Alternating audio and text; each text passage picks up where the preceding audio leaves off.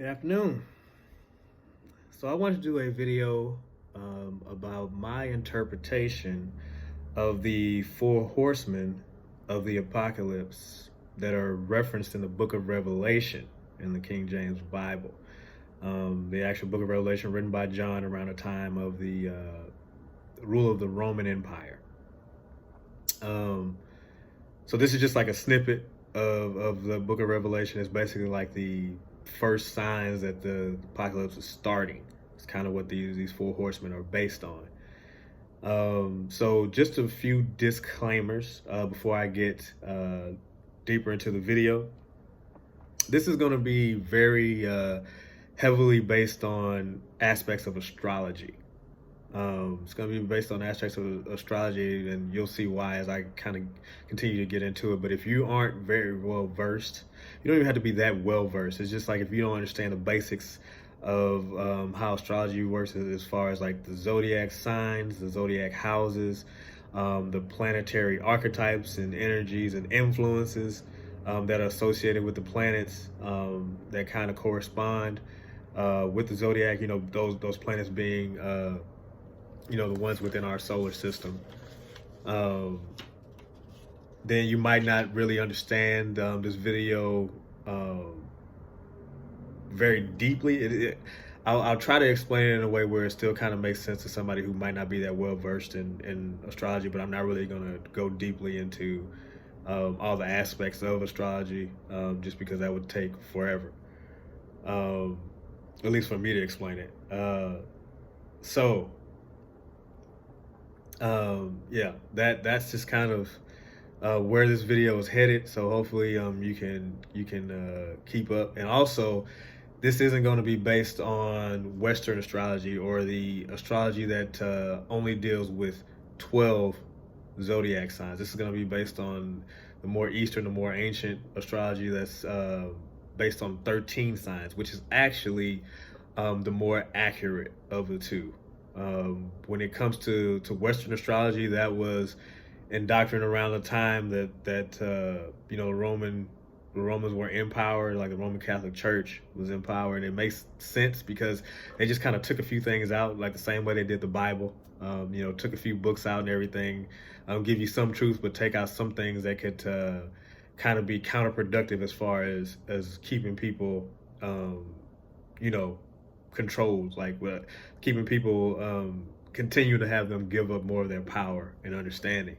So in the 12 zodiac astrology or Western astrology, if you understand the zodiac wheel or zodiac chart, it looks just like a clock. So it's a 360-degree, but it's a circle. I don't know why. Yeah. So it's a circle broken down evenly between 12 sections. So each of these sections would actually be 30 degrees, making up the 360 degrees. Now, the reason why it's in a circle is because it's based on, from our point of view, from Earth, it would be based on the constellations that the sun would actually be illuminating from our point of view on Earth. So it said that these particular constellations we kind of get influences from based on like the sun kind of shining and the moon going through these constellations as well. There are certain energies and archetypes, like I said, that are associated with them. And this is where you will get like your sun sign, depending on the time of the year, like wherever the sun was, whatever constellation the sun was shining on when you were born, is said to be like your sun sign. That's supposed to be what most people associate with astrology. A lot of people know whether or not they are a Taurus or an Aries or a Pisces. They understand that based on where the sun was shining, what constellation it was illuminating when they were born. So with the 12, with the Western astrology, there's it's broken down into, like I said, like even houses. The signs and the houses are even, but the actual stars, if you were to actually kind of map them, like the way that they you go to like look at astronomy books and everything and kind of look at certain constellations, there's actually 13. Now the 13th sign is this sign called Ophiuchus, which is actually in between Scorpio and Sagittarius. Now, the reasons for it actually being removed are pretty clear when you understand the energy that's associated with that particular constellation. It's basically where the galactic center would be located, like behind the sun. So you know the galactic center is like this big black hole in the middle of the Milky Way galaxy. So that's the womb of creation. It's basically the dark mother energy that you can be tapped into. So right now, actually, we are in that time where the sun is shining on that particular constellation. So we are in the time of Ophiuchus right now. So this would be a time where if you're one of those people that have like manifesting techniques and things like that, you want to be planting seeds, because we are in that time of the divine mother. It's and as far as like the way that they kind of took that out, I mean, they made you afraid of the number 13, but 13 is like the number of like the divine feminine. It's they have Friday the 13th. They have this constellation is associated with like the serpent bearer, and so they talk about Medusa being evil and all this kind of stuff. Medusa's associated with that constellation. So it's a bunch of things that they did to kind of get you to kind of fear, not look into this particular constellation. But that's, I guess, like another video. But anyway, when you add this particular constellation in, it changes up the entire alignment of the zodiac. So some constellations, if you actually were to map them out, are much larger than other constellations. For example, Taurus is like 33 degrees. It would be 33 degrees out of 360 degrees, whereas Scorpio is only about 15 degrees. You know what I mean? So there's different sizes. So as these planets move, if you understand astrology and the way people talk about it, these different planets being in different places along this particular zodiac will create like different energies being emanated towards a planet, different influences. So, for example, right now in Western astrology, we would be in the time of Sagittarius. We would be in the time of Sagittarius. The sun is supposedly going through the Sagittarius constellation, but actually, up until I think like the 17th or 18th of December, the sun is actually moving through Ophiuchus, like I said.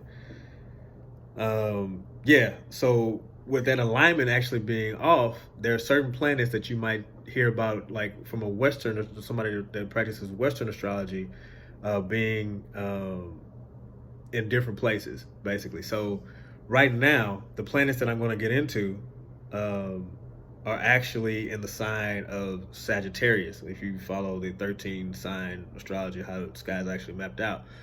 But within Western astrology, these particular entities would all be in Capricorn. Totally different energy. Sagittarius is a fire energy, it's a fire sign. Capricorn is an earth energy. So if you, like I said, get into astrology, you kind of understand that those are very different. I mean, fire and earth are two very different elements. But yeah, so that's just kind of like a quick little breakdown of like the astrological aspect of it, because you might be like, as I get into this, it'll make more sense as far as how I break down what I'm going to say. So let's get it back to the actual Four Horsemen, right? So I'm going to go in and read a little bit about what they say about these particular horsemen when they appear. But also first, I want to talk about the constellation of Sagittarius. Now, every constellation has a particular symbol associated with it, right? So like, Taurus has the bull, Aries has the ram, for example. So strange, something popped up on my phone. Anyway, Sagittarius is actually associated with the centaur. So it is a half man, half horse holding a bow and arrow. If you look at the shape of the Sagittarius constellation, you can kind of link it together. I was able to see it, when I went to the observatory. It's really cool. So when it comes to the four horsemen, that's where they kind of get that from. So it's horsemen. So you might think of, like, it's depicted in a lot of art as being a man riding a horse. But in my opinion, what it actually meant was like half man, half horse, talking about the Sagittarius constellation. Now, it's really important that you understand that right now, the planets I'm getting ready to talk about are in that particular constellation if you were to map them correctly. And if you were to go by like the jacked up time that Western astrology goes by, then they would be somewhere totally different. But I mean, that could also, be done on purpose to keep people, unaware of being able to see the actual signs. So when it comes to the horsemen, they're talking about planets being in the Sagittarius constellation, the horsemen. Now, I know what you might be thinking, that doesn't make much sense, but I'm going to read a little bit about what it says in the book of Revelation to kind of, solidify my point. So let's talk about the white horse. The white horse was the first horse that appeared. Now let's see what it says. It says, I looked and behold a white horse, and he who sat on it had a bow. Had a bow. Oh, looks like that centaur. So there's a man with a bow and arrow. Oh, interesting. And a crown was given to him, and he went out conquering. Right? So say a crown was given to this man, and if you understand astrology, like, they have certain planets that rule certain houses. They have certain planets that fit right in with the energy that a particular sign in a house emanate. For example, Saturn is supposed to be the ruler of Capricorn because Capricorn is very sensible. You know what I mean? It's like everything about Saturn and Capricorn line up, pretty much. Now, Sagittarius actually rules. No, not Sagittarius rules.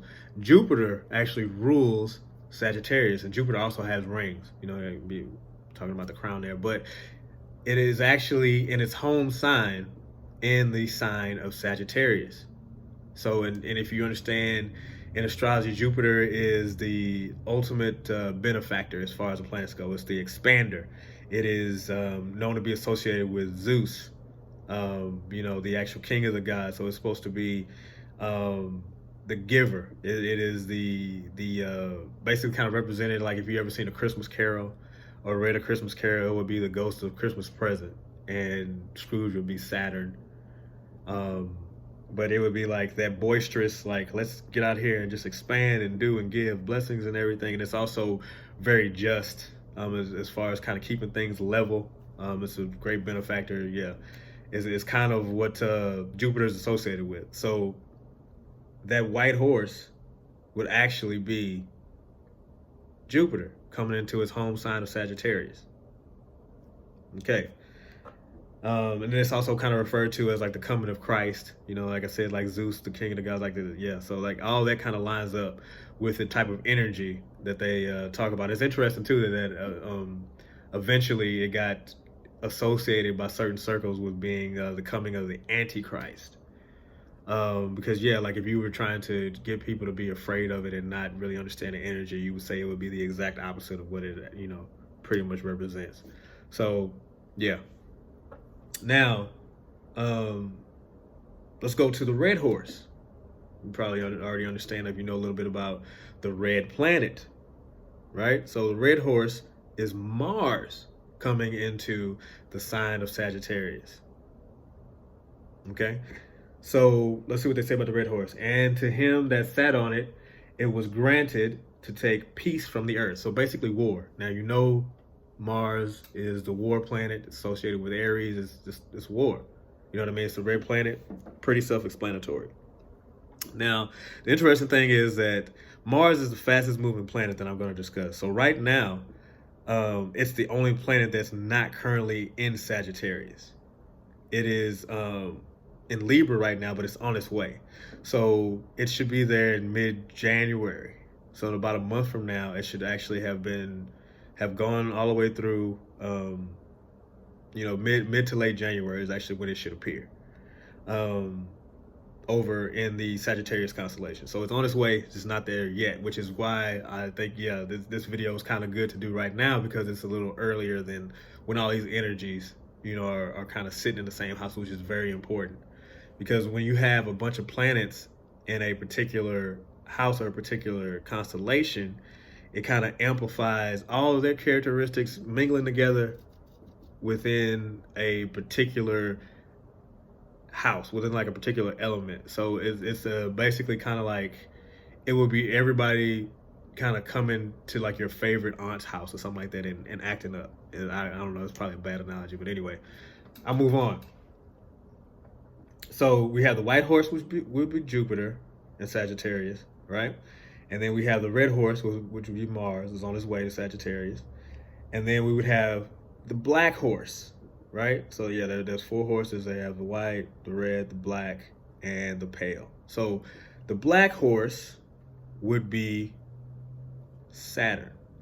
And right now Saturn is in Sagittarius. So let's see what it says about the black horse. He who sat on it had a pair of scales in his hand.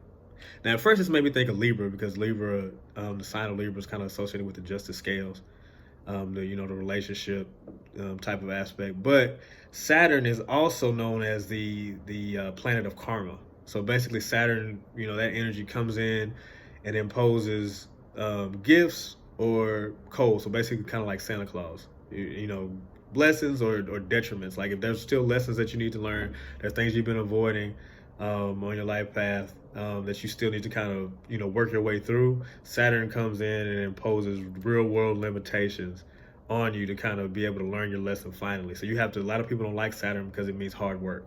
It's basically kind of yeah, like it adds limitations. Now, the black horse is said to be the horse of famine. So it's another thing, talking about limitations. Now, an interesting thing about what they kind of say is that a quart. So it's basically talking about this famine that's going to, be imposed when this planet, this horseman, is actually present. So a quart of wheat for a denarius and 3 quarts of barley for a denarius, but do not damage the oil and the wine. So yeah, this is just like a little jump over to like a little more code. It's doesn't necessarily have to do with the horsemen per se, but it's more about like what could kind of be happening at this time. So a denarius is basically the synonymous with like a silver piece of silver back in the Roman times. So it was known to be a day's wage for a common laborer, and it's spelled differently. But I don't know how many people watch Game of Thrones, but yeah, you remember like one of the main characters. Her name was Daenerys. She made it to the end, and she was actually responsible for burning down the city. And then another interesting aspect of that all comes up when I'm going to mention the last horse. So you can kind of see the symbolism in that. And I understand now why a lot of people didn't feel that the ending was very good to Game of Thrones. Like they felt like they had wasted some time, because yeah, they kind of referenced the apocalypse, but then they sent everything back to the exact way it was. They had certain people that took positions of power, but it was the same system. So a lot of people was like, nah, this doesn't make any sense. They wanted to see change, because internally people resonate with it. They understand what it would was actually what they would want to happen, which would be this tearing down of the old and rebuilding of the new. But we didn't see that. We just saw like a bunch of people just jumping in to the same old situation. So a lot of people, in my personal opinion, that's kind of why a lot of people didn't like it. Maybe not knowing, exactly why. Like they might not have felt that was the exact reason, but it didn't resonate very well with them. It didn't speak to them, in my opinion, because yeah, it kind of went against what their true inner self was telling them was supposed to happen. So anyway, yeah, so like the denarius is the a wage for a common laborer, but then it says but do not damage the oil and the wine. Now, if you understand that, that's very coded. So they have certain people that don't necessarily have the oil and the wine. They're not necessarily talking about like olive oil and wine from grapes. That is code for the anointed oil. That oil that travels up through the chakra system and lights up the pineal gland. That kind of yeah, the DMT, like all that kind of stuff, like the people that have open third eyes, basically. And that wine represents blood. That's why they have like the whole sacrament thing going into churches and stuff like that. The blood of Jesus, or DNA. There's a certain type of DNA that is able to, basically like anointed DNA. That's about as far as I'll go with that. So these people won't be as affected by this famine, but the common people that don't necessarily have these will experience like extreme famine. So it's basically kind of like starting to see like the meek inheriting the earth in a way. So I just thought that was interesting because they kind of stood out to me as being like pretty coded. Yeah. So anyway, that's the black horse. The black horse is Saturn, which is currently in Sagittarius. Is holding the scales. That's karma. Yeah. So let's get to the last horse, which is the pale horse. They talk about. Let's see what they say about the pale horse. So the pale horse is an ashen horse. Now, Game of Thrones fans, you remember the horse that Arya got on to escape that city after Daenerys had burned everything down, was covered in ash? More symbolism. But anyway, so this is an ashen horse, and let's see what they say about it. So, and he who sat on it had the name Death, and Hades was following with him. Authority was given to them over a fourth of the earth, to kill with sword and with famine and with pestilence and by the wild beasts of the earth. Okay, so let's get into that. The pale horse would actually be Pluto. So if you understand in astrology, Pluto is known to be the ruler of the underworld, or Hades. It's associated with death and rebirth, transformation. You've seen the movie Us. The tether of the boy, Jason, was named Pluto. And you remember Pluto was cast into the fire. That's how he was defeated. That's, Hades. That's why he had that name. It was talking about, the different aspects of this. Same thing I'm talking about. If you watch that movie again, you'll kind of get the symbolism based on that. They represent like different planets and stuff. So, but anyway, different aspects of this. So, yeah, so basically the pale horse, and then also when they talk about the color being pale, the name that they use it like in Bible, it's described as like a Greek word like chloris or something like that, but it's basically like greenish yellow or something like that. So it looks a lot like how the pictures of Pluto actually look. So yeah, that's another indicator that it's talking about Pluto, and Pluto is in Sagittarius right now. It's a very slow moving planet. It takes like 200 some years to get all the way around the zodiac. Yeah, so just to reiterate, we have white horse, Jupiter. We have the red horse is Mars. We have the black horse is Saturn. The dark planet. That's why black is associated with Saturn and Satan, all that stuff. Yeah, that should probably make sense to you. And then we have the pale horse, which is Pluto. And the interesting thing is, they're all in the same sign. Well, Mars eventually will be. Mars is coming. But they will be like mid to late January. They'll all be in the same sign. And this doesn't happen very often because they have different speeds. So it's kind of like the clock is striking a certain number, because it only takes Mars like a month and a half to kind of get through each level of zodiac. So it's a pretty fast moving planet. It's a personal planet. But it takes Jupiter 12 years. It spends about a year kind of close to a year in each sign, maybe, more or less, especially with the actual alignment of the zodiac. If you get more accurate with the 13 signs, around that time. So it takes 12 years to get around totally. And then you have Saturn, and it takes about 30 years to get all the way around. And then Pluto takes like 200 and something years. So for all of them to actually get into the same sign, the horseman sign of Sagittarius, is very rare. So it's basically seen as a sign that things are about to change, because these energies are very transformative energies. And in that fire sign, they say like the world is going to end by fire. They're talking about Sagittarius, in my opinion. Yeah, so I mean that's basically like the gist of it. It's like I said, it's going into 2020. People talking about 2020 vision. People talking about all these things going to change, like time loops and stuff being reset. All this stuff is actually happening. It's all lining up to kind of get that energy in there and get things moving. So I just wanted to kind of interpret that aspect of it. Now, as far as like the rest of the book of Revelation, like I haven't really read much into that. I got to the to this by looking at the four horsemen through, like, it was a strange like sequence of events. Like people who kind of come across information like this can probably understand that it comes from everywhere. You know what I mean? And then you have to come in and filter it all, and then make it make sense to you. So it's kind of like the beginning, in my opinion, of like some crazy stuff that's kind of getting ready to go down. But if you're aware of it, you don't necessarily have to be in fear of it. You just have to prepare.